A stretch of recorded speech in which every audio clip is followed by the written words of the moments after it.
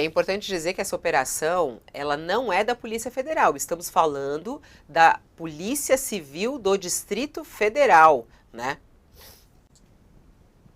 É verdade, mas o Jair Renan, ele joga nas 12, viu, Fabio? Ele é investigado pela Polícia Civil, mas também pela Polícia Federal. Neste caso específico, é uma operação da Polícia Civil. O Jair Renan, ele é um personagem secundário nessa investigação deflagrada hoje, nessa operação deflagrada hoje. O protagonista é esse Maciel Carvalho, que é um sujeito de 41 anos, já também um cliente de caderneta da Polícia Civil do Distrito Federal. Já houve duas operações recentes, outras operações, e ele está envolvido aí num esquema de falsificação de documentos, de falsificação de notas fiscais, estelionato, é coisa pesada, peculato, lavagem de dinheiro. E o Jair Renan se relaciona com esse tipo de personagem. E há uma outra investigação contra ele, que foi aberta no ano passado, e veja como as coisas se repetem, né, Fabiola?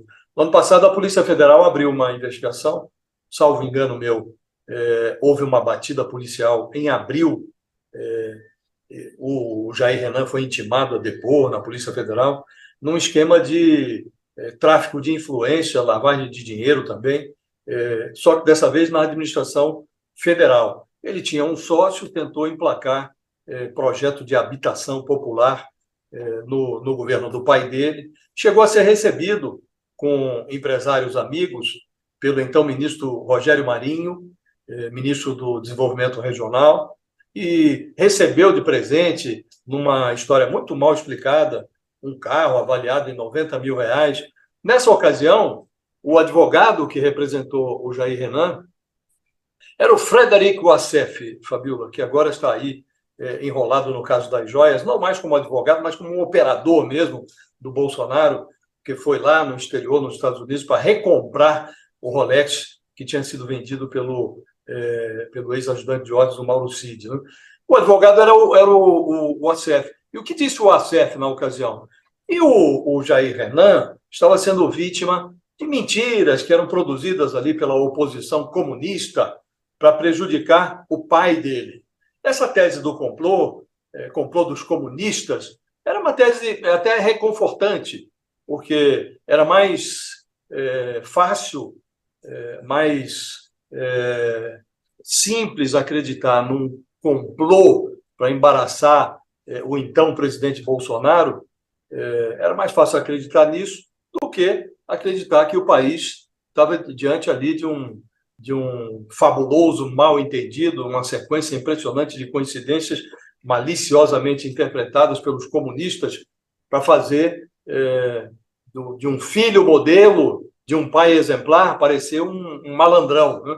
Mas, em verdade, esse acúmulo de operações policiais contra o Jair Renan vai dando a ele essa aparência, a aparência de um malandrão mesmo, um sujeito que tem uma vida até confortável. Né? Agora ele está morando lá em Florianópolis, mas você deve se lembrar, Fabiola, que ele, quando se mudou para Brasília, foi morar primeiro num apartamento do pai, num bairro aqui em Brasília chamado Sudoeste, mas era um apartamento pequenininho.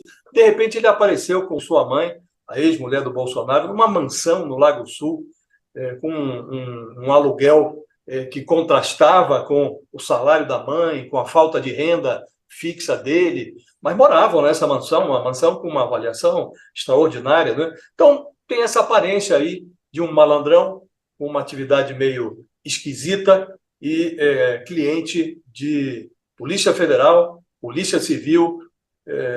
É uma condenação esperando para acontecer, Fabiola. Já dissemos isso aqui, e cada nova ação policial contra o Jair Renan dá essa impressão de que o personagem é mesmo uma sentença na fila esperando para acontecer.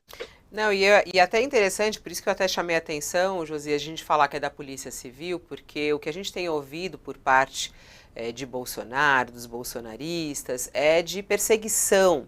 Só que todos esses episódios já estão sendo investigados há bastante tempo e estão sendo falados.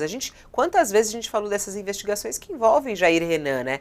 E agora vão vindo as consequências, é o andamento da investigação, é o andamento, né, da apuração em relação às denúncias.